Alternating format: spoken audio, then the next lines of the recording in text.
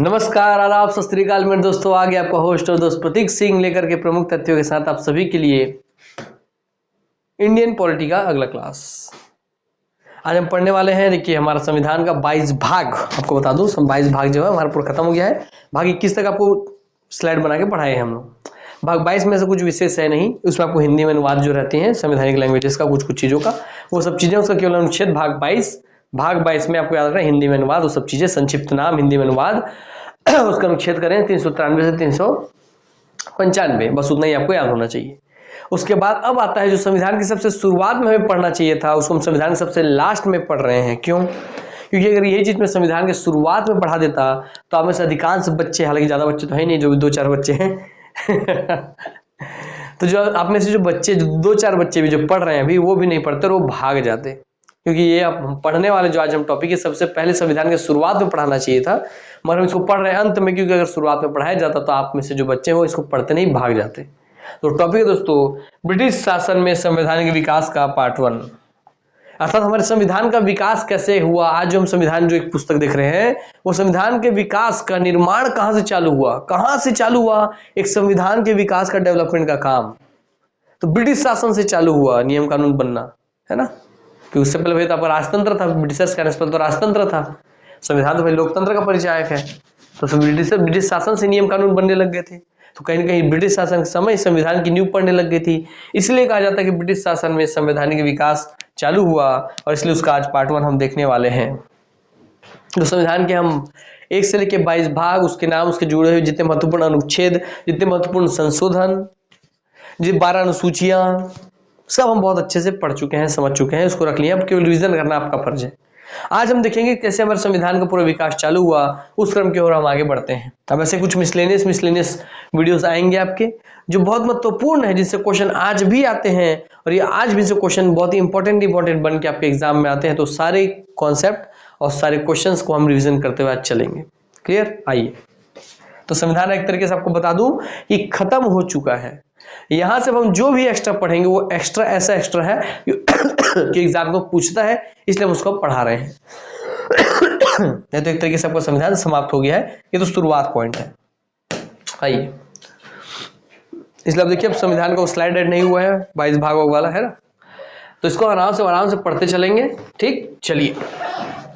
भारत में संविधान का विकास 1857 तक का बात कर रहे हैं ना, क्योंकि 1857 की जब क्रांति हुई ना दोस्तों, तो उसका बहुत बड़ा बदलाव आ गया। कैसा बदलाव आ गया? क्योंकि अभी तक ईस्ट इंडिया कंपनी, एक कंपनी, सोचिए आपको एक बहुत बड़ा चीज अपने ऊपर खुद पपी शेम कर सकते हैं, अपने खुद के ऊपर, अपने खुद के देश के लोगों की मानसिकता के ऊपर। एक कैसे हमारे देश के जो लोग थे जो उस समय, वो कैसे अपने आपसी जलन की वजह से एक छोटी सी कंपनी को अपने देश पे गुलाम बना, मैंने छोटी सी कंपनी को के गुलाम बन गए। वो सोचिए, ये है ब्रिटेन, जो कि खुद इतना बड़ा सा है, ठीक है, एग्जाम्पल समझिएगा, ये इससे सच्चाई भी यही है। इतना छोटा सा एक तो ब्रिटेन है, ये आपका यूरोप है, ये समझ लीजिए आप, ठीक है, ब्रिटेन है। यहाँ की एक इतनी छोटी सी कंपनी समुद्र से आती है और इतने बड़े भारत पे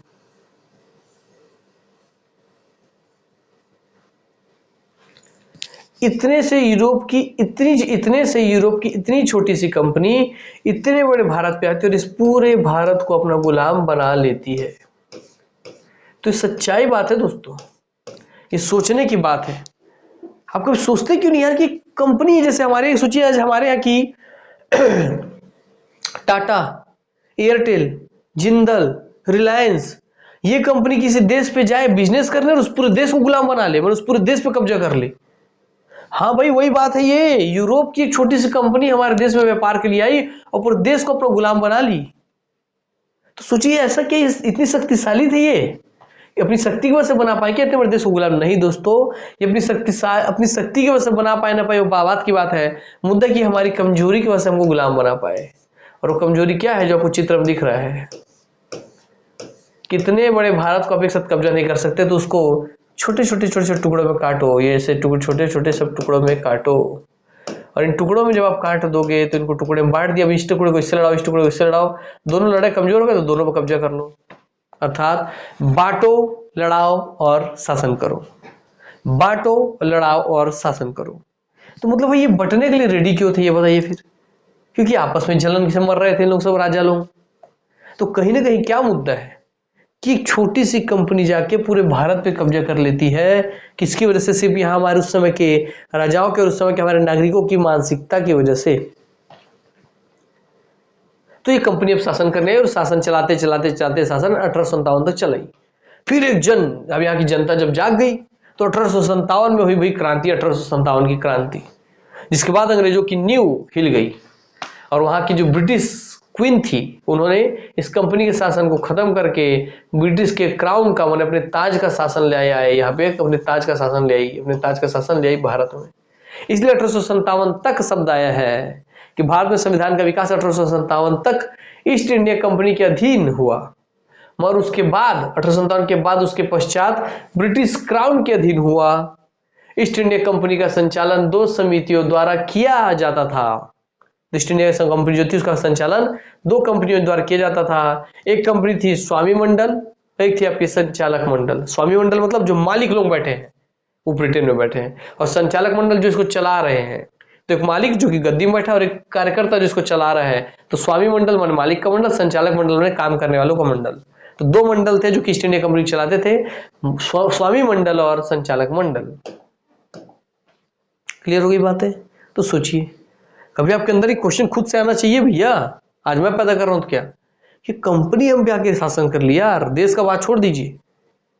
कोई अपने साथ बहुत बड़ा असला बारूद लेकर के, परमाणु बम लेके आके डरा धमका के हम कब्जा नहीं किए थे, सिर्फ अपने दिमाग के दम पे हम पे कब्जा कर लिए, हम पे शासन कर लिए। सोचिए तो बताइए, दुनिया में सबसे शक्तिशाली क्या? तो लोग बोलेंगे परमाणु बम, मगर नहीं है। दुनिया में सबसे शक्तिशाली क्या? तो बोलेंगे दिमाग। और उसमें सबसे शक्तिशाली क्या? विचारधारा। कि आपकी विचारधारा कैसी है। अगर आपकी विचारधारा ही कमजोर है तो उसको स्ट्रांग या मजबूत विचारधारा आसानी से कुचल देगी, दबा देगी, तोड़ देगी। और वही यहां भी हुआ। हमारे भारतवासियों की विचारधारा उस समय बहुत कमजोर थी, बहुत उदार थी, बहुत सहज थी, बहुत सरल थी, और उनकी बहुत स्ट्रांग, मजबूत, कठोर, निर्मम ये थी, है ना? समझ गए बातों को? आइए, तो पहले तो ईस्ट इंडिया के दो हिस्से आप समझ गए, स्वामी मंडल और संचालक मंडल। 1857 से पहले जितना भी संविधान में विकास हुआ वो ईस्ट इंडिया कंपनी के माध्यम से हुआ। 1857 के बाद ब्रिटिश क्राउन के अधीन हुआ। क्लियर? अब आते हैं आगे। स्वामी मंडल का क्या होता है? Court of proprietors. तो कोर्ट ऑफ प्रोपराइटर्स को कहा जाता है स्वामी मंडल, उसको इंग्लिश में बोलते हैं कोर्ट ऑफ प्रोपराइटर्स। कंपनी के सभी साझेदार इसके सदस्य होते हैं, मतलब कंपनी के जितने भी पार्टनर्स हैं सब इसके सदस्य होते हैं। जैसे हम एक कंपनी खड़ा कर रहे हैं रिलायंस, इसमें 50 पार्टनर मिलकर रिलायंस कंपनी बना रहे हैं, तो 50 इसके सदस्य कहलाएंगे, किसके? स्वामी मंडल के, जिन्हें सभी नियम कानून और अध्यादेश बनाने का अधिकार था। जिन्हें कंपनी से जुड़ा हुआ सारे नियम कानून और अध्यादेश बनाने का अधिकार था, और इन्हें यह भी अधिकार था कि यदि कोई नियम संचालक मंडल बना रहा है तो ये उसे रद्द भी कर सकते थे। ये तो खुद नियम कानून सब बनाएंगे स्वामी मंडल, मगर कोई नियम कानून संचालक मंडल बना रहे तो इसको भी रद्द कर सकते थे। सारा अधिकार स्वामी मंडल के पास था, क्योंकि यही तो मालिक थे कंपनी के। यस। फिर आगे संचालक मंडल। कोर्ट ऑफ डायरेक्टर्स, वो डायरेक्टर्स जो कोर्ट को चलाते थे, जो ईस्ट इंडिया कंपनी को चलाते थे, जिसे संचालक मंडल बोलेंगे। संचालक मंडल में 24 सदस्य होते थे। क्या? 24 सदस्य होते थे, जो स्वामी मंडल से ही होते थे, और स्वामी मंडल से ही 24 सदस्य कोर्ट ऑफ डायरेक्टर्स या संचालक मंडल में हुआ करते थे, और स्वामी मंडल द्वारा ही चुने भी जाते थे। और स्वामी मंडल खुद अपने में से ही 24 लोगों को चुन करके संचालक मंडल में डालती थी। संचालक मंडल का कार्य स्वामी मंडल द्वारा बनाए गए नियमों का पालन करवाना था। और आप में से खुद ईमानदारी से बताइएगा कि आप में से कितने लोगों को इतने बार आप अच्छी पुस्तक पढ़े होंगे, इतने जगह 25 से 30 40 हजार रुपए देके पीएससी व्यापम की तैयारी किए होंगे। आप में से कितने लोगों को आज तक पता था कि ईस्ट इंडिया कंपनी के ये 2 अंग है और उसका ऐसा स्वरूप है? इससे पहले कब आप ऐसी जानकारी पढ़े थे? ये 2 लाइन वाली बताइए। मैं बता रहा हूं आप में से एक भी नहीं। आप में जो ईमानदार है सत्य बताइए, क्या इससे पहले आप ये पढ़े थे? जो पढ़े तो लिखिए यस, जो पढ़े थे नहीं पढ़े तो लिखिए नो। तो ईमानदारी से दीजिएगा, क्योंकि मुझे ईमानदारी बहुत पसंद है। ठीक, चलिए आइए। और नया सीखने मिला तो उसको लिखे हाँ सर नया पढ़े, नया सीखे हम। इस पहले पेज में हमको 2 चीज नया पढ़ने मिल गया। क्लियर? क्लियर दिख रहा है कि एक बार मैं चेक भी कर लूं, है ना? सब क्लियर दिख रहा है। चलिए आगे बढ़ते हैं। भारतीय संविधान का ढांचा विकसित होने में मूल रूप से 1857 ईस्वी के बाद ब्रिटिश क्राउन द्वारा किए गए संवैधानिक परिवर्तन महत्वपूर्ण है। तो भारतीय संविधान का जो आप ढांचा अब वो देखते हैं ना वर्तमान, तो 1857 से पहले जो संवैधानिक विकास हुआ एक वो, 1857 के बाद एक संवैधानिक विकास हुआ। मगर हमारे संविधान में जो 1857 के बाद जो चीजें डिसीजन लिए गए ना, जो नियम कानून बदले, वो ज्यादा प्रभावी है हमारे संविधान में। 1857 के बाद का रूप वही चीजें कहना चाह रहा है कि भारतीय संविधान का ढांचा विकसित होने में मूल रूप से 1857 ईस्वी के बाद ब्रिटिश क्राउन द्वारा किए गए संवैधानिक परिवर्तन महत्वपूर्ण है। 1857 से पहले वाला उतना महत्वपूर्ण नहीं है जितना कि 1857 के बाद वाला महत्वपूर्ण है। रेगुलेटिंग एक्ट आ जाते हैं। हम सबसे पहले आते हैं भारत के संवैधानिक विकास में। 1857 से पहले वाले कालखंड में हम चल रहे हैं, अभी हम 1857 में पहुंचे नहीं है। तो भैया 1857 बॉर्डर है, 1857 वो बॉर्डर है, इससे पहले हमको जाना है, इसके बाद हमें जाना है, या आज़ादी तक जाना है, या हमको गुलाबी जान चालू वहां से जाना है। तो इसमें सबसे पहला जहां से संवैधानिक विकास चालू हुआ वो है 1773 का रेगुलेटिंग एक्ट। तो 1773 का रेगुलेटिंग एक्ट, और यहाँ से हमको जाएंगे याद है 1950 तक जाएंगे, समझिए 1950 के संवैधानिक विकास तक जाएंगे। मेन यही पे है सब परिवर्तन। आइए चालू करते हैं 1773 के रेगुलेटिंग एक्ट से। इसके नाम में लिखा है रेगुलेट करना, मतलब नियंत्रण करना, रेगुलेट करना, कंट्रोल करना, उसके लिए बनाए गए नियम कानून। रूल्स एंड रेगुलेशंस बोलते हैं ना, नियम और कानून।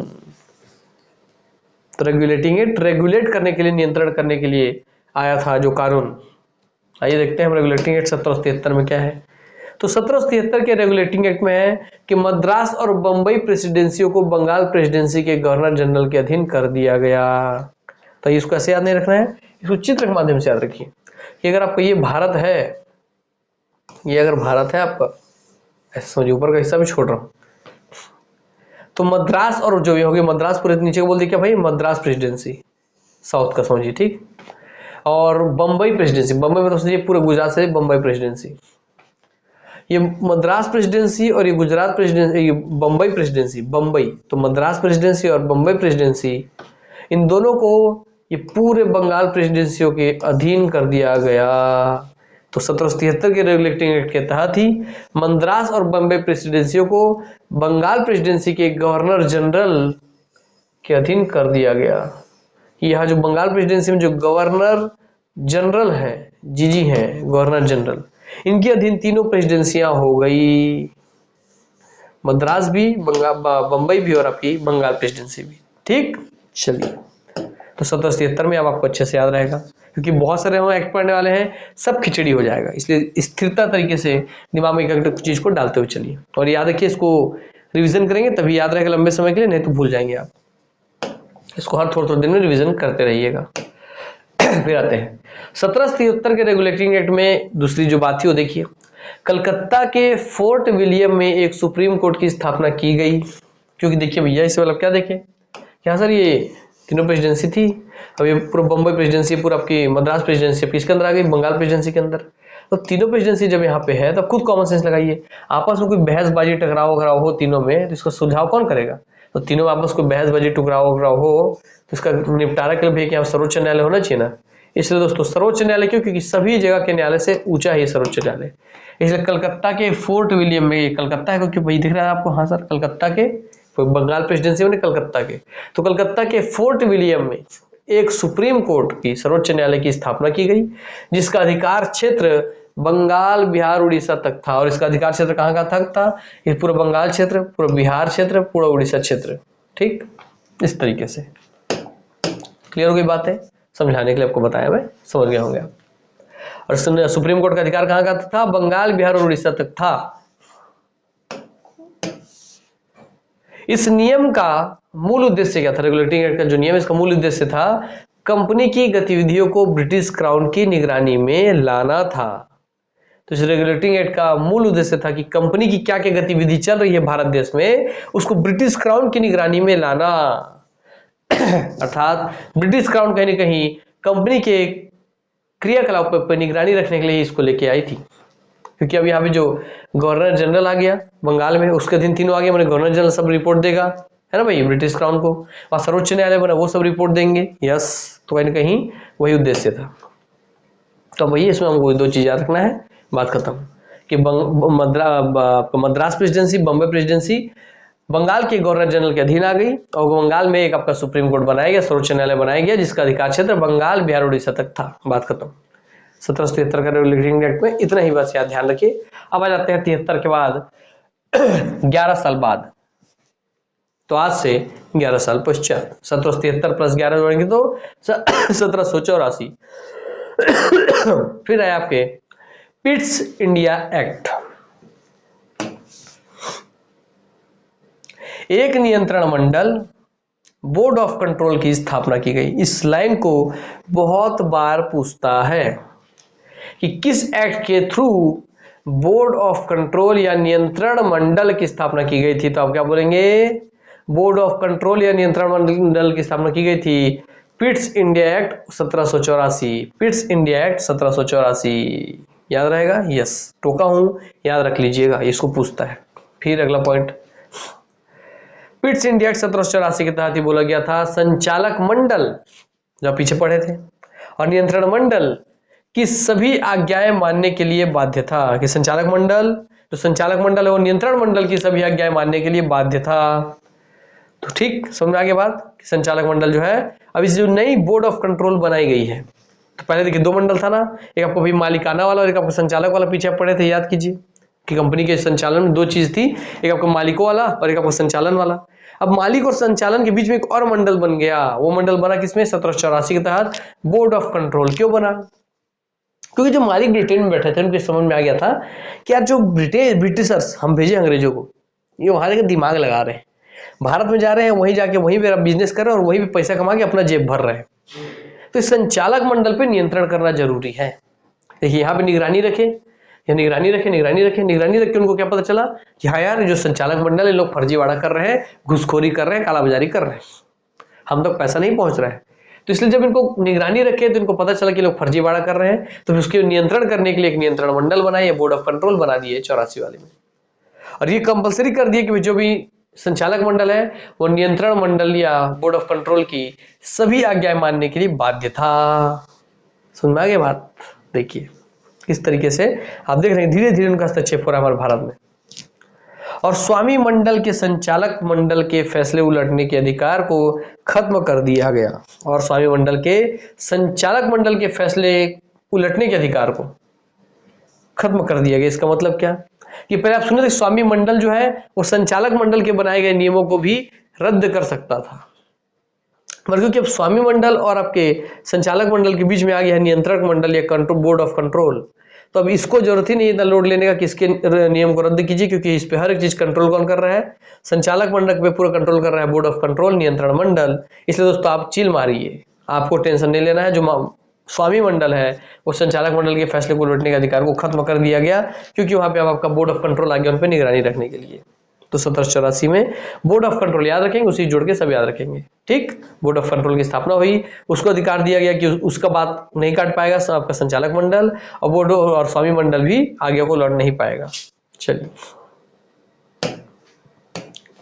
रेगुलेटिंग एक्ट पारित किया गया था, तो 1773 का रेगुलेटिंग पारित किया था, तो आंसर है 1773 में। पिट्स इंडिया एक्ट पारित हुआ था 1784 में, हो गया। पिट्स इंडिया एक्ट खालिस्तान में पारित किया गया था, तो 1784 में पारित किया गया था, आंसर डी हो गया। कोई दिक्कत, कोई डाउट? No sir. आते हैं अगले हिस्से पर। अब देखिए भैया 1773 का रेगुलेटिंग एक्ट, 1784 का पिट्स इंडिया एक्ट। अब उसके बाद आप आ जाइए एक चार्टर की दुनिया में आप प्रवेश कर रहे हैं। कहाँ प्रवेश कर रहे हैं? अब आप प्रवेश कर रहे हैं चार्टर्स की दुनिया में, जब आप चार्टर चार्टर चार्टर चार्टर देखेंगे, ठीक, जो अपने आप में एक तरीके से चार्टर ही था भारतीयों के मुंह पे अंग्रेजों के द्वारा। जो सच्चाई हुई है ना, क्योंकि यार एक कंपनी से हम गुलाम बन गए। सोचिए ऐसा क्यों हुआ? क्योंकि आज हम जैसे आज भी हम बंटते हैं हिंदू मुस्लिम सिख ईसाई, ऊंची जाति नीची जाति, ब्राह्मण क्षत्रिय वैश्य शूद्र, जो आज हम बंट रहे हैं, इसके वजह से ही तो कोई कल को कोई भी आके हम पे राज कर सकता है, कल को भी आके राज कर लेगा। समझ आ गया बात? तो अपनी मानसिकता बदलिए यार। चलिए, मानसिक रूप से वैचारिक रूप से सशक्त होना जरूरी है, इसलिए शिक्षा जरूरी है बोलते हैं, क्योंकि शिक्षित व्यक्ति ही असली सत्य को जान पाएगा। क्योंकि जब शिक्षित होगा, सही मायने में जो शिक्षित हो, जब सही मायने में कोई व्यक्ति शिक्षित होगा, तभी तो हर एक चीज के दोनों पक्ष को देख पाएगा, या जितने पक्ष है उसको सारे पक्ष को देख पाएगा, और सारे पक्ष को देख के उसके बाद कोई निर्णय ले पाएगा, है ना।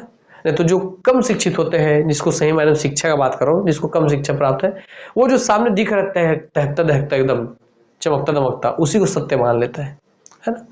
जैसे कि हमारे राजनेता पार्टी करते हैं, कोई भी पार्टी हो भैया, सारे पार्टी का काम यही है ना। आगे बढ़ते हैं, आइए चार्टर अधिनियम।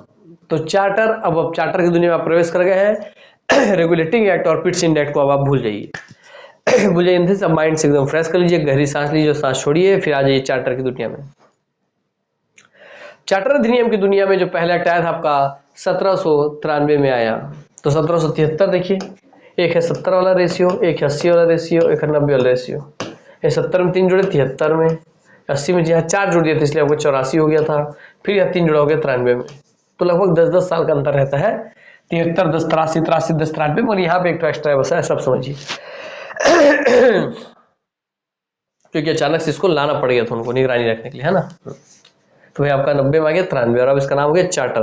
तो 1793 का चार्टर अधिनियम, देखिए 10-10 साल का लगभग गैप, यहाँ बस 11 साल का गैप है, बाकी 10-10 का लगभग मान के चलिए आप, ठीक। तो चार्टर अधिनियम, चार्टर एक्ट 1793। नियंत्रण मंडल, जो आपका बोर्ड ऑफ कंट्रोल बना था पिट्स इंडेक्ट के थ्रू, यस। नियंत्रण मंडल के सदस्यों और स्टाफ को भारतीय राजस्व से वेतन देना प्रारंभ किया गया। अब देखिए, मैं बोला ना कि कैसे वो भारत को चूसेंगे। देखिए कि जो पिट्स इंडेक्ट 1784 के तहत आप जो नियंत्रण मंडल बनाए, उस नियंत्रण मंडल के सदस्य और उनके स्टाफ को भारतीय राजस्व, मतलब भारत के जो टैक्स है उससे वेतन दे रहे हैं आप। इसका मतलब आप भारत के पैसे को विदेशियों को दे रहे हैं, भारत का पैसा विदेश में पहुंचा रहे हैं, जो 1919 तक जारी रहा। और 1919 तक ऐसा ही चलता रहा, 1793 से 1919 तक ऐसा ही चलते रहा। 1793 से 1893, 100 साल, 107 साल, 107 और आपका 107 के बाद 19 साल और तो 26 साल, 126 साल तक, 1793 से 1919 तक, 126 साल तक ऐसा ही चलता रहा कि भारत के राजस्व से ही ये पेमेंट लिया करते थे बोर्ड ऑफ कंट्रोल वाले। ध्यान रखिएगा, आगे बढ़ते हैं। फिर चार्टर अधिनियम 1813 आया। तो 1793 के बाद आपका आगे भैया क्या, 1800 में हम प्रवेश कर गए, तो 1803 ने करके 1813 में हम गए, ठीक है। तो 1793 प्लस 10, 93, 10, 1803 होता, 1803 और 10, 1813, तो यहाँ 20 साल का गैप आया है। चार्टर 1793 का सीधा 1813 में आ गए हैं, ठीक है। तो चार्टर अधिनियम बोला है, चार्टर की दुनिया में प्रवेश करेंगे। चार्टर अधिनियम 1813।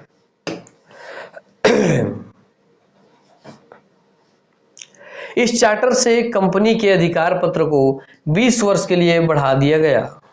तो पूछता है कि 1813 का वह कौन सा चार्टर एक्ट है जिसके थ्रू ईस्ट इंडिया कंपनी के अधिकार पत्र, भारत में उसको बिजनेस करने का जो अधिकार पत्र दे के भेजे थे ब्रिटेन से कि जाओ तुम भारत में बिजनेस कर सकते हो, व्यापार कर सकते हो, हम तुम्हें अधिकार पत्र दे रहे हैं। क्यों, आइए समझाता हूँ थोड़ा सा तथ्य। यह यूरोप, यहाँ पे 15 कंपनी बैठी हुई है, ये अपनी रानी बैठी है ताज पहन के। तो इस ईस्ट इंडिया कंपनी को रानी ने परमिशन दिया, क्या इसको एक कागज दे दिया कि लो तुमको परमिशन दे रही, इंडिया में जाके बिजनेस करो, तुमको दे रही हो जाकर तुम जाकर चाइना में बिजनेस करो। इस तरीके से अलग अलग दे दिया इनको समझने के लिए। तो जो इनको अधिकार पत्र मिला कि ईस्ट इंडिया कंपनी को अधिकार है कि वो इंडिया से जाकर के बिजनेस कर सकता है, यह अधिकार पत्र और 20 वर्ष के लिए बढ़ा दिया गया 1813 में। तो इस चार्टर 1813 के चार्टर अधिनियम से ईस्ट इंडिया कंपनी के अधिकार पत्र को 20 वर्ष के लिए बढ़ा दिया गया कि आप और आने वाले 20 वर्ष तक के लिए भारत में अपना व्यापार कर सकते हैं। कंपनी के व्यापारिक एकाधिकार यानी कि मोनोपोली को समाप्त कर दिया गया। और कंपनी का जो इकलौता व्यापारिक अधिकार था, ये पूछता है बार बार कि कौन से चार्टर एक्ट के थ्रू ईस्ट इंडिया कंपनी के एकाधिकार या मोनोपोली को समाप्त कर दिया गया। इसका मतलब अब दूसरे कंपनियों को भी अधिकार दे दिया गया अपने ब्रिटेन के कि वो भी जाके भारत में व्यापार कर सकते हैं। एक कंपनी का अधिकार पत्र तो 20 साल के लिए बढ़ा दिए कि भाई ईस्ट इंडिया कंपनी जाइए, आपका अधिकार क्षेत्र 20 साल के लिए हम बढ़ा दिए, मतलब और कंपनियां भी आगे वहां व्यापार करेंगी, ये रास्ता भी खोल दिया गया, जिससे ईस्ट इंडिया कंपनी का मोनोपोली या एकाधिकार समाप्त हो गया।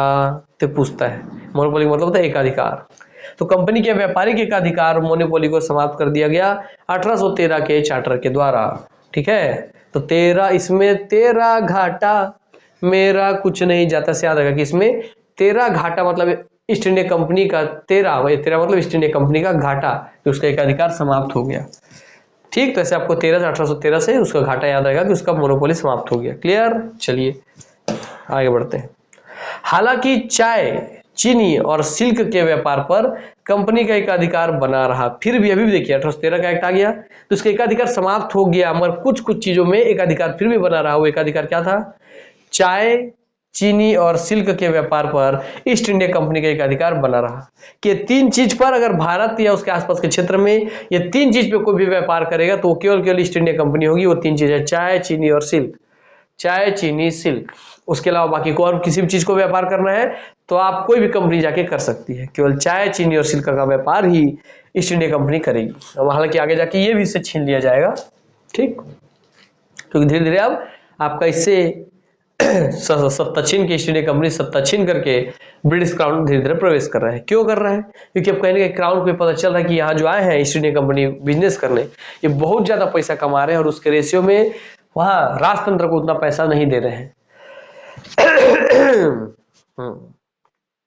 चलिए भैया, तो हालांकि चाय, चीनी और सिल्क के व्यापार पर कंपनी का एकाधिकार रहा 1813 तक भी। चलिए आगे बढ़ते हैं।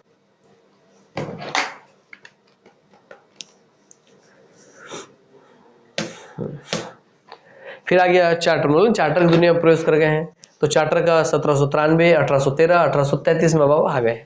तो चार्टर अधिनियम 1833, 13 के बाद 20 साल और गया 33। देखिए अब चार्टर की दुनिया में 20-20 साल का गैप चल रहा है।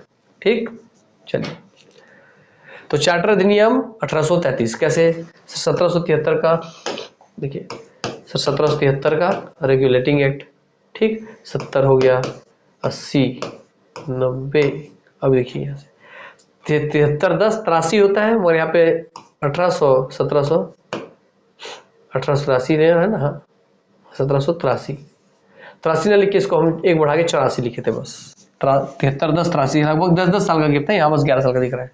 और आपको फिर यहाँ भी 73, 10, 83 होता है, 83, 10, 93 होता है, तो भाई 1793, तो लगभग 10-10 साल का गेप है। अब ये मान के चलिए यही बस 11 का दिख रहा है, बाकी 10-10 साल का गेप मानिए, ठीक है। मगर यहाँ से जब चार्टर की दुनिया में आप प्रवेश करेंगे तो यहाँ से 20 साल का गेप दिखेगा। 90 से आप 20 जाएंगे तो सीधा पहुंचेंगे 1813 में। 1813 से आप 20 जाएंगे, 20 साल अगर आप ऐड करेंगे तो आप पहुंच जाएंगे 1833 में। ऐसा आप समझ के रखिए, सबको याद रहेगा, आसान ईयर याद रखना आसान होगा।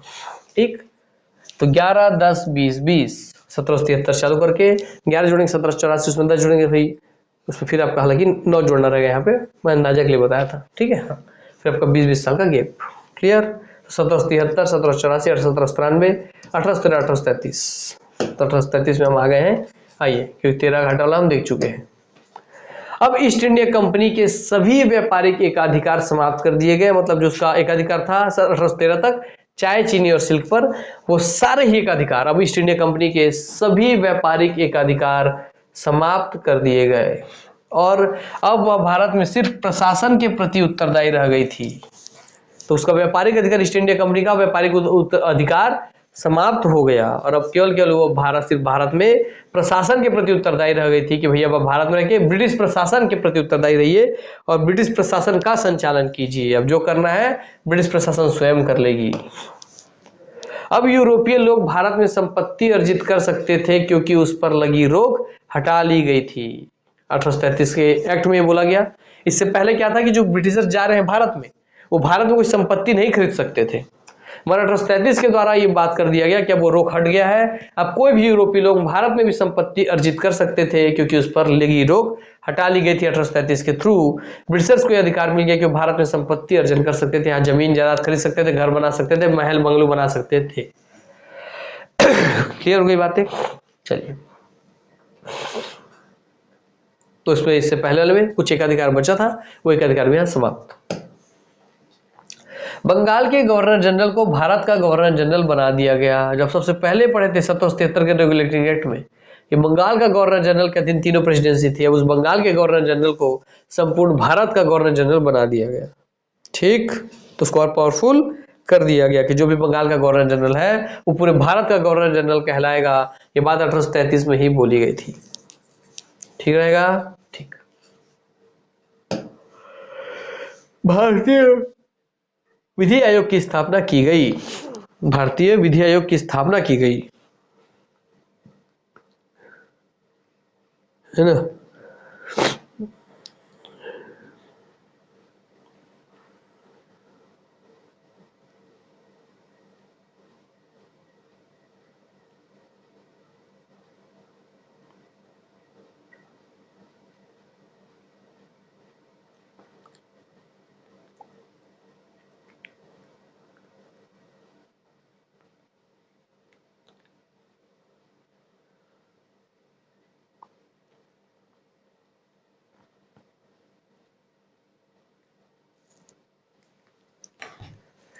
तो बंगाल के गवर्नर जनरल को भारत का गवर्नर जनरल बना दिया गया। भारतीय विधि आयोग की स्थापना की गई। किसकी स्थापना की गई ये पूछता है बार बार कि भारत में, देखिए आप पढ़ते हैं ना विधि आयोग, है ना, तो भारत में विधि आयोग, भारतीय विधि आयोग की स्थापना कब की गई, तो 1833 के चार्टर अधिनियम से। इसमें देखिए 33 में बहुत सारी चीज हो गया कि बंगाल के गवर्नर जनरल को भारत का गवर्नर जनरल बना दिया गया, भारतीय विधि आयोग की स्थापना की गई, है ना, लोग ब्रिटिशर्स लोग भारत में संपत्ति अर्जित कर सकते थे, ठीक। अब उसके ईस्ट इंडिया कंपनी का व्यापारिक अधिकार समाप्त कर दिए गए।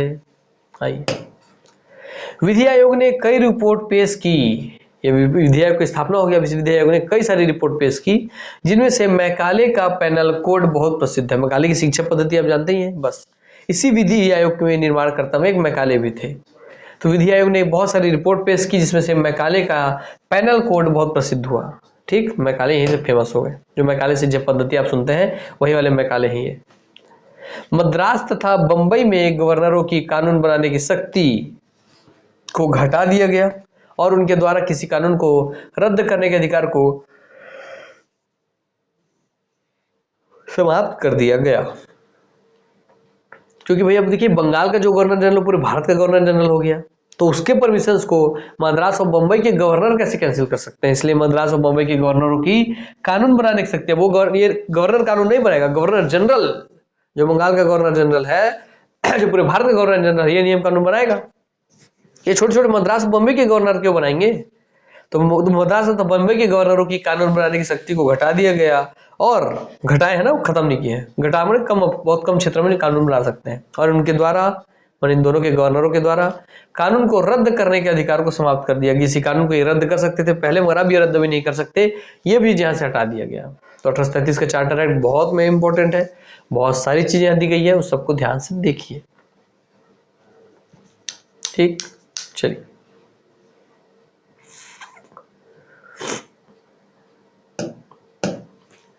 अब 33 के बाद में बोला इसमें 20-20 साल का गैप है, तो 1813, तो 1813 20, 1833 20, 1853, ठीक, 1853, तो 20-20 साल का गैप चल रहा था आराम से। और बीच में बदलाव आएगा, क्योंकि 53 से जब 1863 होता है, उससे पहले 1857 हो गया, जिसका सब चीज बदल जाएगा। तो यहां तक आप देख के चल सकते हैं। चार्टर अधिनियम 1853, ठीक। आइए 33 के बाद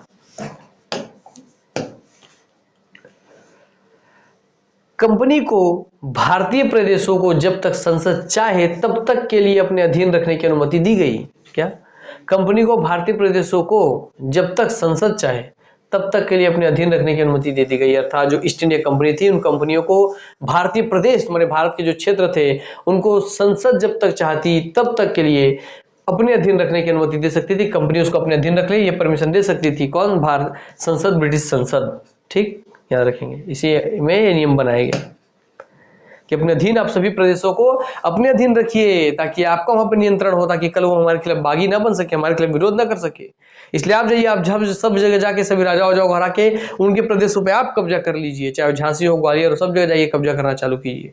देखिए वही सब काल है ये, जब सब जगह कब्जा करने लग गए थे लोग, तो परमिशन दे दिए वही कंपनी को कि प्रदेशों को अपने नियंत्रण में रखिए, है ना, प्रदेशों को अपने अंतर नियंत्रण में रख सकते हैं आप, ठीक। चलिए, गवर्नर जनरल को बंगाल के शासन से मुक्त करते हुए, अब गवर्नर जनरल को बंगाल के शासन से मुक्त कर दिए, करते हुए वहां के शासन के लिए एक लेफ्टिनेंट गवर्नर की नियुक्ति की गई।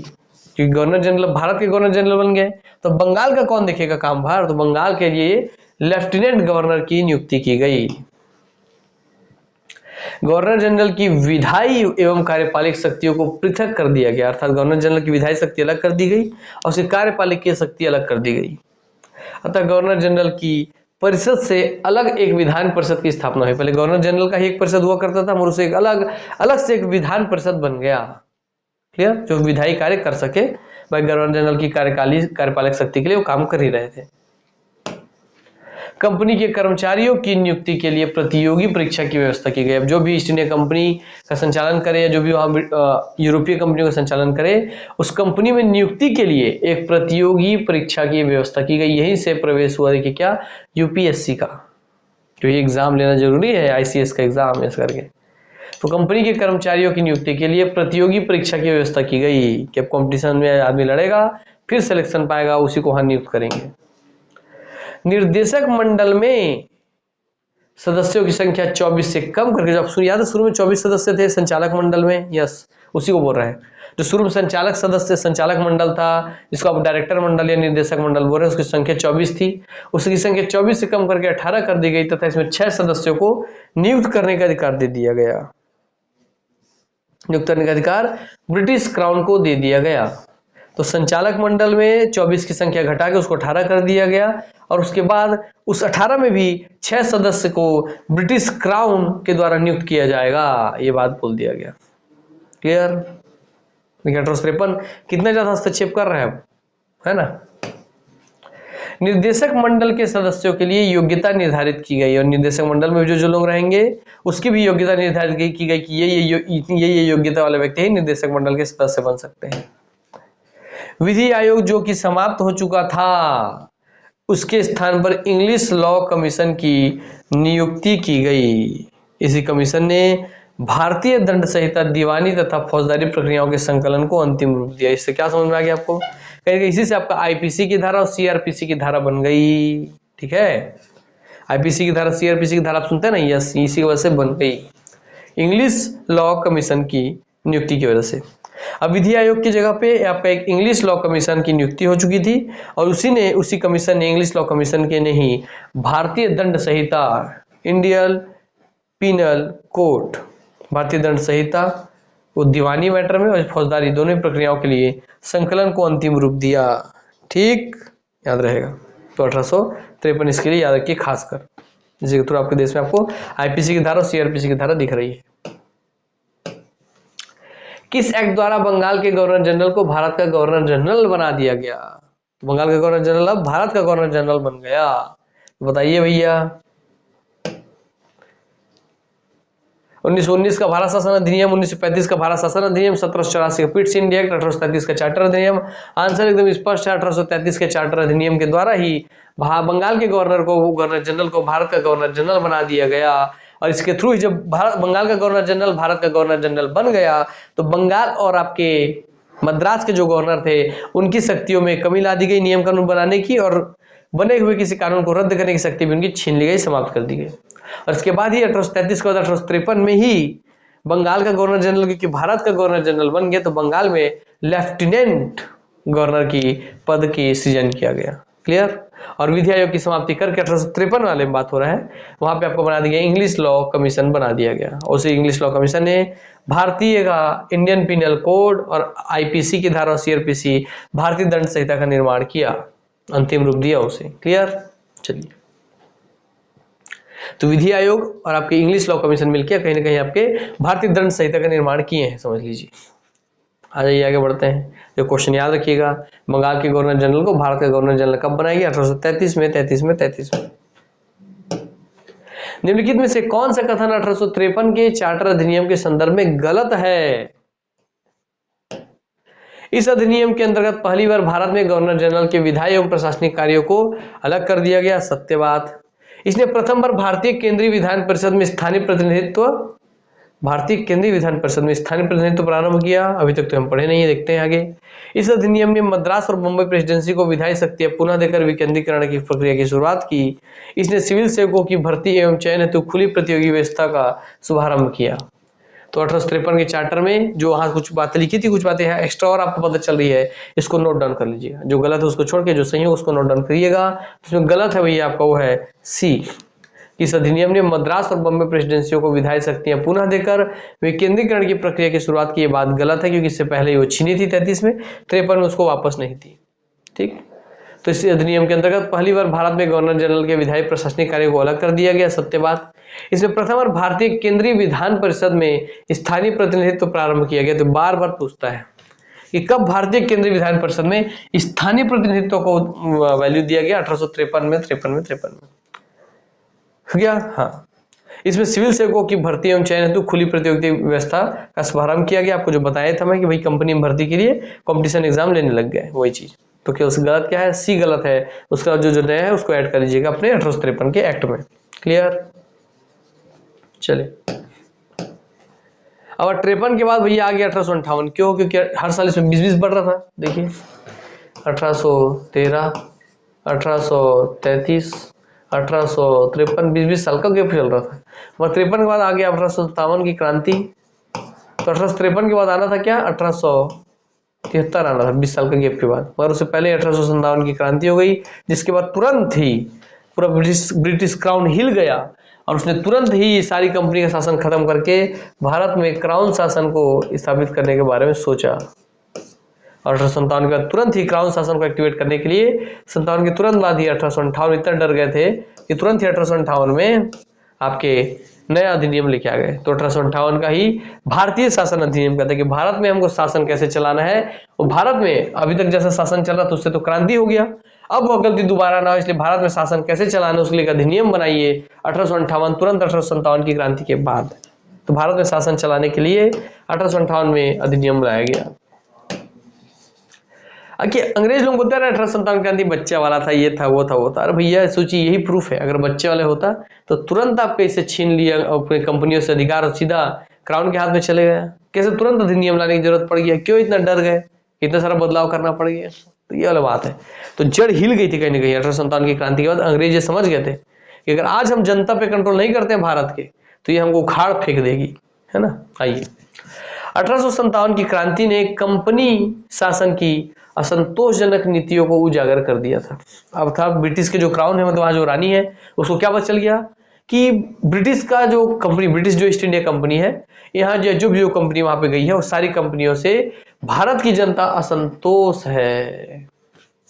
अर्थात कंपनियों की नीति से भारत की जनता असंतोष है, जिसकी वजह से आज इतना बड़ा युद्ध हमको देखने मिला, या इतना बड़ा क्रांति हमको देखने मिला। तो 1857 की क्रांति ने कंपनी शासन की असंतोषजनक नीतियों को उजागर कर दिया। किसके सामने उजागर कर दिया? ब्रिटिश क्राउन के सामने, उन्हें रानी के सामने वहां के उजागर कर दिया था, जिससे ब्रिटिश संसद को कंपनी को पद से हटाने का मौका मिल गया।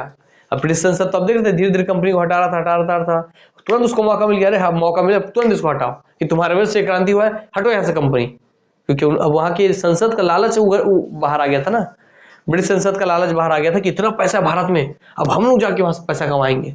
इसलिए ब्रिटिश संसद को कंपनी को पद से हटाने का मौका मिल गया और इस अधिनियम द्वारा निम्न प्रावधान किए गए।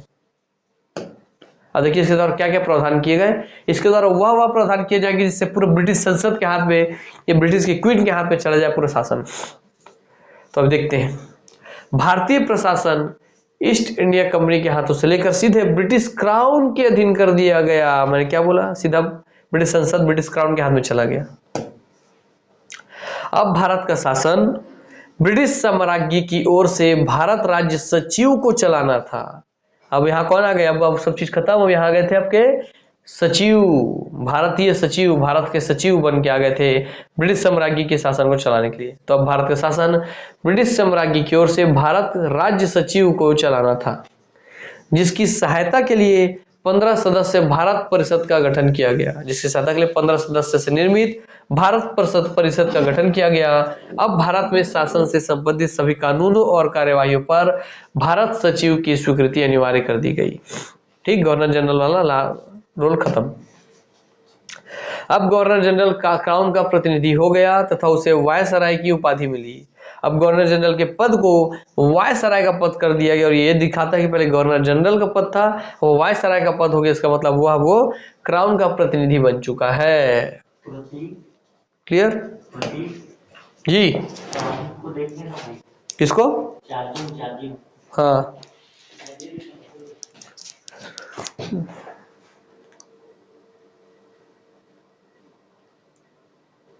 हाँ भाई क्लियर हो गया।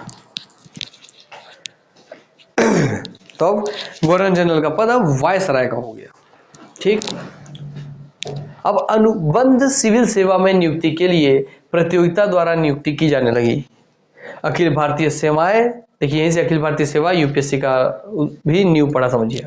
तथा अर्थव्यवस्था से संबंध मसलों पर भारत सचिव, जब आप सचिव को सुनते हैं ना, यस, मुख्य सचिव, कैबिनेट सचिव, यहीं से जन्म लिया ये सब। भारत सचिव भारत परिषद की राय मानने के लिए बाध्य था। अब अर्थव्यवस्था से संबंध मसलों पर जो भारत का सचिव था वो भारत परिषद की राय मानने के लिए, जो भारत सचिव को पद था वो भारत परिषद का राय मानने के लिए बाध्य था कि वो अपने मन से मनमानी नहीं करेगा। यही से मंत्री परिषद का वो आ गया कि मंत्री परिषद से जैसा निर्णय लिया जाता है ना, वैसे ही। भारत राज्य सचिव एक निगम निकाय घोषित कर दिया गया। तो भारत जो राज्य सचिव था वो एक निगम निकाय घोषित कर दिया गया था। तो एक तरीके से एक विभाग हो गया, मंत्रालय हो गया, सब समझिए, जिस पर इंग्लैंड एवं भारत में दावा किया जा सकता था अथवा जो दावा दायर कर सकता था। ठीक, आगे बढ़िए। ये सब आपके हो गया कब? 1858 के अधिनियम में।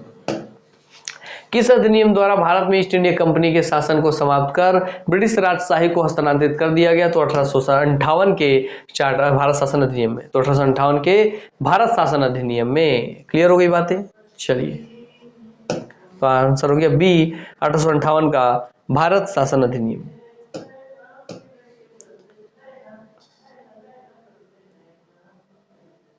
भारतीय परिषद अधिनियम 1861। अब 1858 के बाद 3 साल ही बीता और क्या हो गया? 1861 आ गया। 58 के बाद 59, 60, 61। ब्रिटिश करण बहुत बेचैन हो गया, तुरंत लाल लग गया भारत शासन अधिनियम। तो भारत शासन अधिनियम आया 1858 में। और अब शासन का ये क्या है? भारत परिषद अधिनियम है दोस्तों, क्योंकि आप पीछे याद कीजिए, पीछे आपको एक परिषद बनाया था, भारत परिषद का निर्माण किया था, उस भारतीय परिषद में कुछ बदलाव करना था, इसीलिए तुरंत लाया गया 58 के बाद 3 साल बाद ही 1861।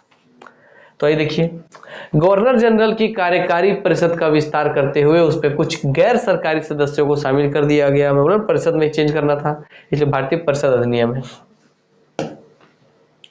तो इसकी परिषद का विस्तार हो गया 61 में। भारतीय प्रतिनिधियों को कानून निर्माण करने की प्रक्रिया में शामिल किया जाने लगा। अब कुछ भारत के जो प्रतिनिधि थे, भारतीय प्रतिनिधियों को कानून निर्माण करने की प्रक्रिया में भी शामिल किया जाने लग गया। और इसलिए अभी इससे क्या चीज गौर करते हैं, एक चीज याद कीजिए, आप पहले भारत के जितने बड़े बड़े वो देखेंगे, राज्य नेता देखेंगे, है ना, क्रांतिकारी देखेंगे, आंदोलनकारी देखेंगे, या स्वतंत्रता संग्राम सेनानी सही शब्द है। आप पहले भारत के देखिए, जितने बड़े बड़े स्वतंत्रता संग्राम सेनानी है, क्या सब के सब वकील नहीं थे? क्या सब के सब अधिकांशतः लोग वकील थे कि नहीं थे? Yes sir. महात्मा गांधी जी को देख लीजिए, है ना, बस सब बड़े बड़े जितने लोग थे सब वकालत किए थे। क्यों किए थे भैया? अरे भैया, क्योंकि अब भारतीय लोगों को ही प्रतिनिधि बनने का मौका मिल गया था कानून निर्माण वाले उसमें विभाग में, कानून निर्माण प्रक्रिया में। इसलिए भाई कानून का निर्माण कौन करेगा? वकील ही तो करेगा। इसलिए उसमें पूरा लहर दौड़ गया कि चलो चलो हम भी अब ग्रेजुएशन किससे करें? वकालत से करें, ताकि हमको भी भारतीय प्रतिनिधियों को कानून निर्माण करने की प्रक्रिया में शामिल किया जाने लगा। तो ये चीज भारतीयों के लिए थोड़ा अच्छा हुआ कि यहाँ से भारतीय लोग थोड़ा नियम कानून बनाने वाले में प्रक्रिया में सम्मिलित हो गए। इस अधिनियम में पहली बार विभागीय प्रणाली का आरंभ हुआ। अब देखिए, जो विभाग आप देखते हैं मंत्रालय के अंदर अलग अलग विभाग, उसका नींव भी यहीं से रखा गया। इस अधिनियम में पहली बार विभागीय प्रणाली का आरंभ हुआ 1861 में। क्लियर? भारतीय प्रतिनिधियों को मौका मिला, विभाग का जन्म हुआ, है ना।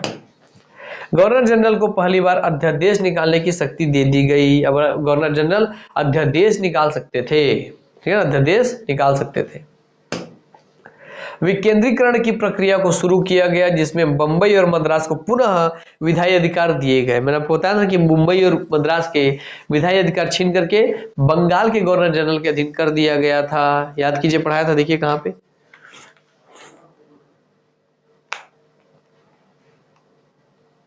कहां का भैया?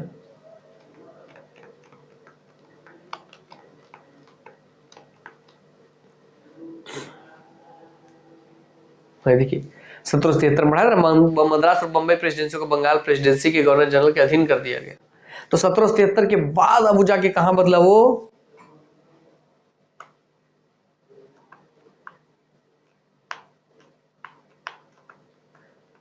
आके बदला 1861 के उसमें, ठीक। तो 1861 में जाके बदला वो 1773 वाला, सोचिए।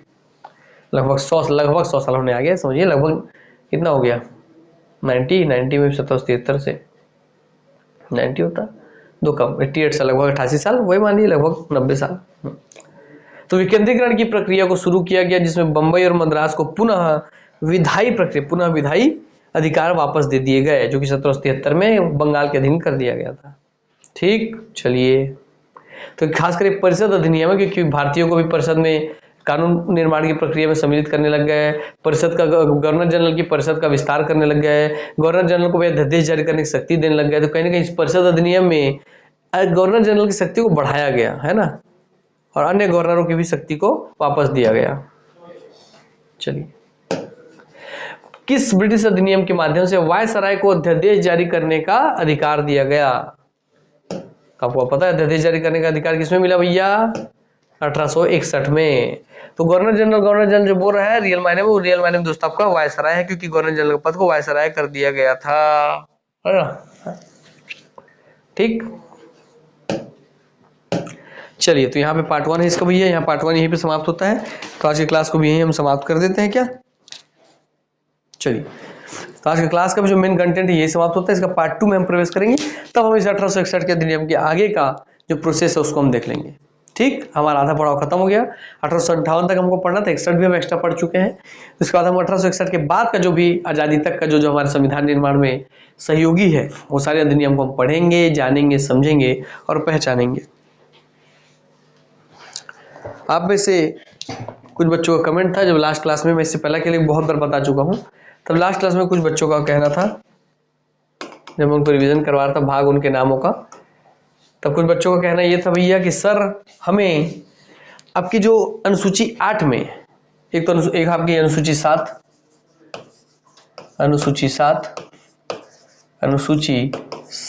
जिसमें आपका क्या है सूची विभाजन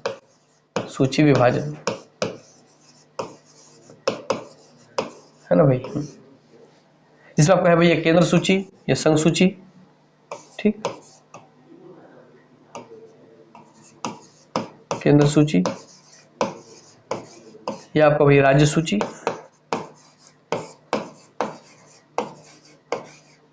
और एक आपका दोस्तों समवर्ती सूची।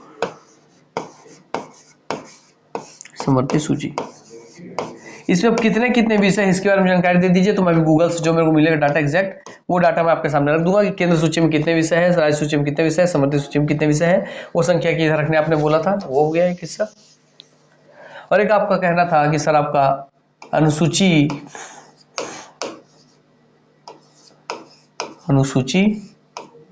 8 जिसमें आप पढ़ रहे थे भाषाएं, जो संवैधानिक भाषाओं का दर्जा जिसको प्राप्त है, इन भाषाओं में सर आप बताए थे सर इस भाषाओं में 22 भाषाएं सम्मिलित हैं। इस 22 भाषाओं में शुरुआत में संविधान निर्माण समय 14 भाषाएं सम्मिलित थी, बाद में इसमें 8 भाषाएं सम्मिलित की गई थी। इन 8 भाषाओं को पहले एक भाषा, फिर 3 भाषा, फिर 4 भाषा के रूप में जोड़ा गया था। इसके बारे में इन पूरे 22 लैंग्वेज का चार्ट हमको बना के दीजिए। तो मैं आपको ये 14 लैंग्वेजेस का एक अलग चार्ट जो संविधान के निर्माण के समय लिस्ट में थी, ये 14 भाषाएं संवैधानिक भाषा का दर्जा प्राप्त करती है वह, और बाकी की जो 8 भाषाएं जोड़ी गई उनका भी लिस्ट बना के आपको यहाँ पे दे देता हूँ, ताकि आपको ये कॉन्सेप्ट भी क्लियर रहे। तो आइए गूगल से देखते हैं कि सूची विभाजन अनुसूची 7 है, उसमें कौन कौन सा विषय आज है वर्तमान में।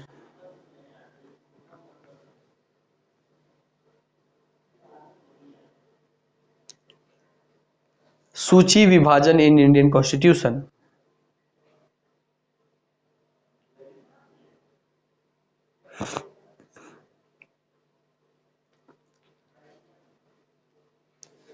अनुसूची 7,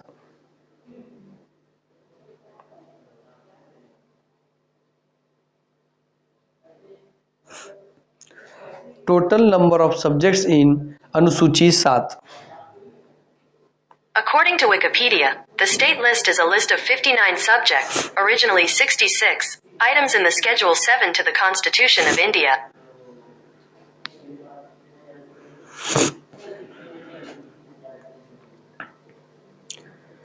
तो हम कोशिश करते हैं खोजने का भैया।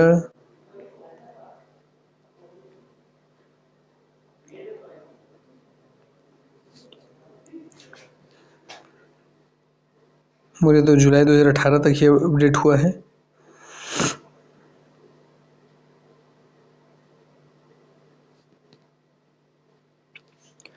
यूनियन लिस्ट में the union list is list of 98 subjects originally 97। देखिए ये क्या बोल रहा है कि यूनियन लिस्ट में, मतलब केंद्र के लिस्ट में, संघ लिस्ट में कितना है भैया आपका, इसको यूनियन कर देते हैं, संघ सूची है ना, हाँ तो संघ सूची।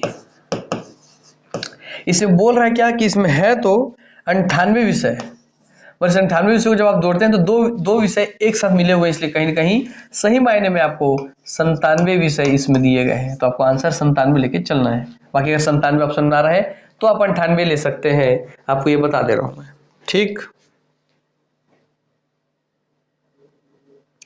स्टेट लिस्ट में आपके 59 विषय हैं, ठीक, इसको बस लिखते हैं। स्टेट लिस्ट में आपके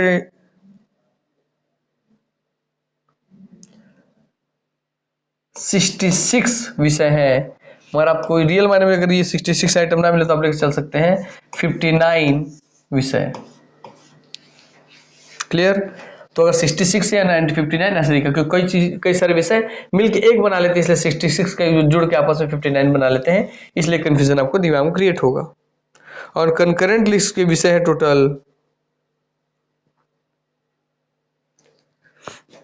ऐसे तो 52 विषय हैं, मगर इसको आप ले सकते हैं 47 सब्जेक्ट्स, ऐसा दिख रहा है,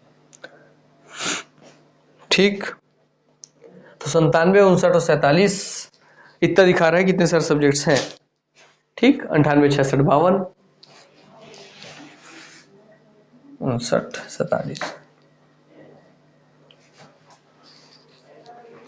ये भैया विकिपीडिया में दिया है, मेरे को भी इसकी सत्यता की मैं प्रमाण भी नहीं दे सकता, है ना।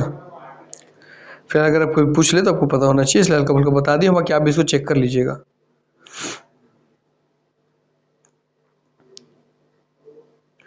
फिफ्टी 66 वाला स्टेट लिस्ट का तो ये सही है।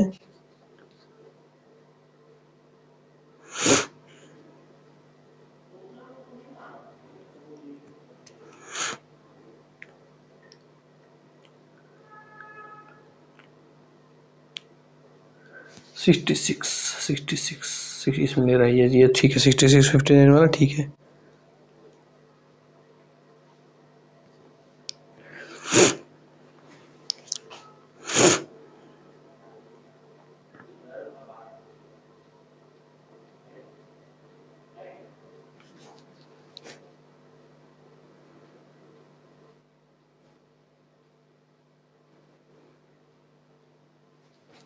नाइन्टी 97 जो 100 तक जा सकते हैं, ठीक है। 61,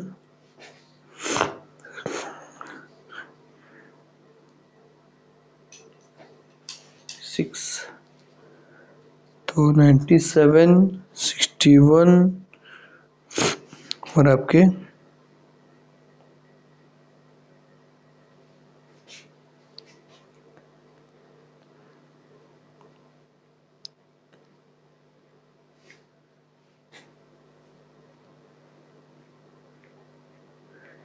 कोई अंदर दिखाई, रुकिए मैं एक बार YouTube में चेक कर लेता हूँ, कोई मिल जाए तो, है ना।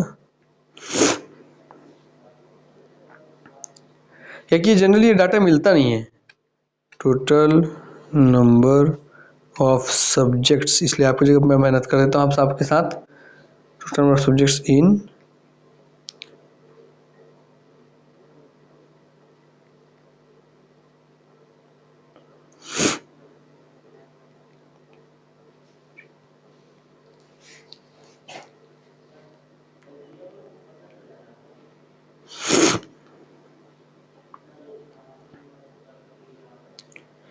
ये कब का दिखा रहे हैं भैया, 1 महीने पहले का। प्रमुख विषय कौन कौन से, तो बात की बात है, नंबर्स हमको जानना था बस। अभी एक काम करते हैं इसके लिए, देखिए अभी तो फिलहाल ये नंबर्स का आप चेक कर लीजिएगा, मैं चेक कर रहा हूँ। बाकी इसको मैं कोशिश करूँगा इसके कौन कौन से विषय है। याद रखिए, देखिए केंद्र सूची का मतलब क्या, संघ सूची का मतलब कि जिन विषयों पर संघ सरकार या केंद्र सरकार नियम कानून बनाए वो इसमें आते हैं। जैसे कि आपका रेलवे, तो रेलवे से जुड़ा सारा नियम कानून संघ सरकार या केंद्र सरकार बनाएगी, इसलिए वो आ गया। इस 98 में से 97 में से कोई एक विषय रेल होगा। वैसे ये मान लीजिए आपका पुलिस प्रशासन आपका राज्य सरकार के हाथ में होता है, इसलिए 59 या 66 में से एक विषय आएगा पुलिस प्रशासन। उस पुलिस प्रशासन से जुड़ा हुआ हर एक डिसीजन पे राज्य सरकार नियम बनाता है। फिर समवर्ती में राज्य और संघ और राज्य दोनों नियम बना सकते हैं, मगर संघ का नियम ज्यादा पावरफुल होता है, याद रखेंगे। तो समवर्ती में दोनों नियम बना सकते हैं, तो इसमें एक विषय आता है आपका शिक्षा। तो शिक्षा जो आता है दोस्तों, शिक्षा उस पर आप देखते हैं कि केंद्र सेंट्रल यूनिवर्सिटी भी होती है, संघ केंद्र सरकार की भी यूनिवर्सिटी होती है, और आपके राज्य सरकार की भी यूनिवर्सिटीज होती है ना।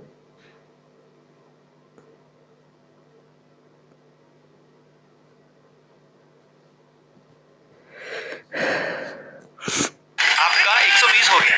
चेक कर लिए हम लोग। चलिए मेरे पास तो सिर्फ यही है।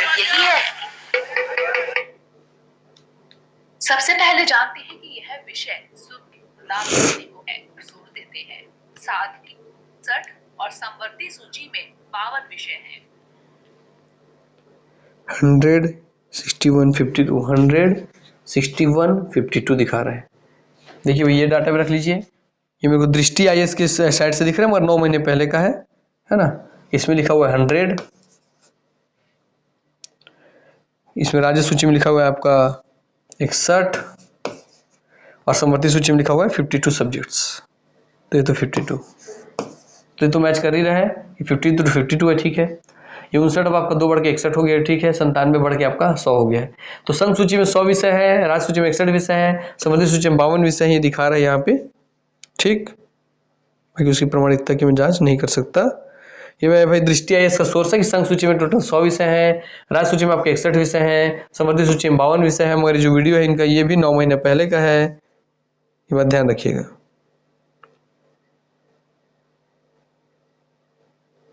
क्लियर हो गया बात?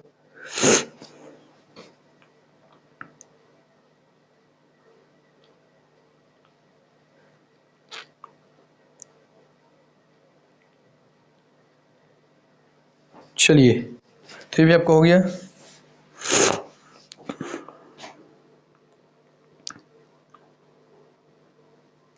तो इसको याद रख लीजिएगा। ये डाटा आपके सामने रखो भैया, जिसमें आपको एक बार क्रॉस चेक आप कर लीजिएगा, इसको ध्यान रखिएगा। अब इस 14 विषय में हमारे कौन से देखते टाइम हो गया होगा, तो छोड़िए, इसी में से टाइम लग गया लग रहा है मेरे को। हाँ चलिए, तो आज की क्लास को यहीं समाप्त करते हैं। ये 22 जो भाषाएं दोस्तों, इसमें जो बाद में 4 भाषाएं, ये 8 भाषा जुड़ी, इसका बताता हूँ। पहले जुड़ी सिंधी, जो एक भाषा जुड़ी, 15वीं भाषा के रूप में सिंधी जुड़ी। ये 3 भाषा में जुड़ी आपकी मकोने, ने, तो मस हो गया मणिपुरी, कोस हो गया कोंकणी, अनेस हो गया नेपाली, ठीक। बाद में ये एक लैंग्वेज जुड़ी थी, वो थी, ये 3 लैंग्वेज जुड़ी है, वो है 3। 4 जो लैंग्वेज जुड़ी उसको बता दे रहे हैं, वो है आपका MBBS हम करते हैं, MBBS डॉक्टर करते हैं, तो MBBS ना करके हम करेंगे MBDS। एम से हो गया मैथिली, 20 हो गया बोडो, 20 हो गया डोंगरी, एस हो गया संथाली, ठीक। तो मैथिली, बोडो, डोगरी, संथाली, ये 4 लैंग्वेज है जो बाद में जुड़े थे। तो संविधान में टोटल 22 भाषाएं हैं, जिसमें 14 भाषाएं शुरुआत में थी, बाकी 8 भाषाएं बाद में जुड़ी, जिसमें पहले एक भाषा जुड़ी सिंधी के रूप में, फिर 3 भाषा जुड़ी मणिपुरी, कोंकणी, नेपाली के रूप में, फिर 4 भाषा जुड़ी मैथिली, बोडो, डोगरी, संथाली के रूप में। इस तरीके से 1 2 3 4 5 6 7 8, ये 8 भाषाएं जुड़ी, तो 14 और 8 जोड़ के 22 भाषाएं हो गई संविधान में। और इससे पहले बाकी 14 भाषाएं कौन कौन सी, उसकी लिस्ट आपको बनाई देता हूँ। ये उससे पहले इसको लिख लीजिए। ये जो एक भाषा जुड़ी, ये किससे जुड़ी, 21वें संविधान संशोधन से जुड़ी, 21th कॉन्स्टिट्यूशनल अमेंडमेंट से, ठीक, संविधान संशोधन से। कौन से ईयर में जुड़ी, तो 1967। इसको 69 पिछले लिखा, पीछे पढ़ाया था, उसको सुधार लीजिएगा, 67 है। जो तीनों लैंग्वेज जोड़ी गई संविधान में बाद में, तो इसमें संविधान संशोधन होगा, यहाँ हुआ है आपको 71वां संविधान, 71th संविधान संशोधन 1992। और बाकी जो 4 लैंग्वेज जुड़ी, इसमें संविधान संशोधन हुआ, इसमें आपको हुआ 21 और 71 को जोड़ेंगे तो क्या होगा, 92 आएगा, तो 92वां संविधान संशोधन 2003। कैसे याद रहेगा, ये तो 67 याद रखना ही पड़ेगा आपको, ठीक, कि 7 में से 6 गया तो 1 होता है, या 7 में 6 गया तो 1 होता है, या 3 में से 1 कम करेंगे 2, तो लीजिए 2, 4 में से कम करेंगे 3 तो लीजिए 3 तो 2003 हो गया। ये आपको याद हो गया। कौन कौन सा संविधान संशोधन हुआ, कौन कौन सा लैंग्वेज है, 15वीं भाषा के रूप में आपका हिंदी जुड़ी थी। अभी 14 भाषा में कौन कौन सी है तो लिख लीजिए भैया, इसमें आपकी हिंदी तो आएगी ही, इसमें आपकी संस्कृत तो आएगी ही, संस्कृत तो आएगी ही। 14 भाषा में लिखना है, उसके जगह बना लेते हैं, पतला पेन ले लेते हैं। तो हिंदी होगी, संस्कृत होगी, इसको पहले रख लीजिए, उर्दू भी रख लीजिए, उर्दू भी लिख दीजिए, उर्दू भी पहले लिख दीजिए उर्दू। अब हिंदी संस्कृत उर्दू के बाद अब हर राज्य के अनुसार लिखते हैं। तो कश्मीर से चालू करते हैं, कश्मीर से, तो कश्मीर से हो गई कश्मीरी, ठीक। पंजाब से हो गई पंजाबी, गुजरात राजस्थान से हो गई, राजस्थानी नहीं थी, गुजरात से हो गई गुजराती, क्योंकि पश्चिमी राजस्थान से तो ले लिया हम सिंधी, गुजरात से हो गई गुजराती।